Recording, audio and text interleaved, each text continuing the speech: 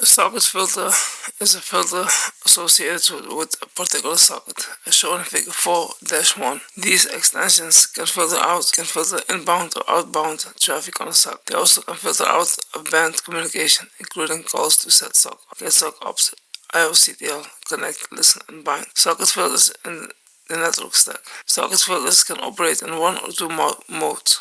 Programmatic or global filter is automatically enabled for new sockets, and the type specified for the filter. A programmatic filter is enabled only under program control by using said socket on a specific socket within the code itself. The only difference between global and programmatic filters is whether the flag SFLT_global or SFLT_prog is set in the filters SF_flags. When the text calls socket or an application calls socket, create the socket, any global filters associated with the corresponding protocol are attached to the socket structure. Depending on whether the filter is filtering incoming or outgoing data, it will alter the data either just before the incoming data is stored into the socket's buffer or just after outgoing data is retrieved from that buffer by the kernel. Alternately, an application can call set socket ops using socket option SO_NKE to insert a programmatic filter into that socket's filter chain as follows. The SO_NKE structure is defined as follows. Values of NKE_where and NKE_flags are ignored. These fields are maintained only for compatibility. The NKE handler specifies the filter to be linked to the socket. It is a programmer's task to locate the text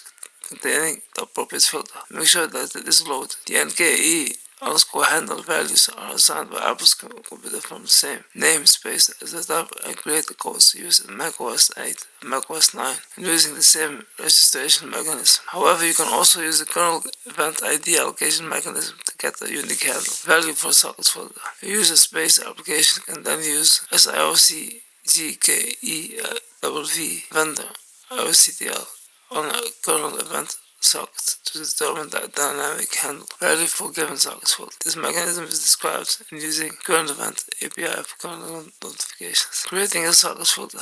The life cycle of a socket filter can be summed up as follows. Socket filters are installed, kernel by SFLT_register, typically from the filter's initialization route. Later, when the filter is instantiated on the socket, protocol calls the filters SF_attach_func callback. This callback may return a unique cookie through its first parameter. It can be used for tracking stores specific to a given filter instance attached to a specific socket. When the filter is detached, whether through the filter being unregistered, the socket being closed, or the filter being explicitly detached from the socket, the filter's SF_detach_func callback is called. At this point, the filter should free any socket-specific resources it has allocated, generally in SF_attach_func. The socket filter may at some point decide that it wishes to be unloaded. If so, it should call the SFLT_unregister. This will prevent the filter from being attached to new sockets in the future. We'll begin the process of detaching the filter from existing sockets. As part of a call to SFLT register, your text passes in the struct SFLT filter object. This structure contains a number of fields that hold various callbacks and flags related to your filter.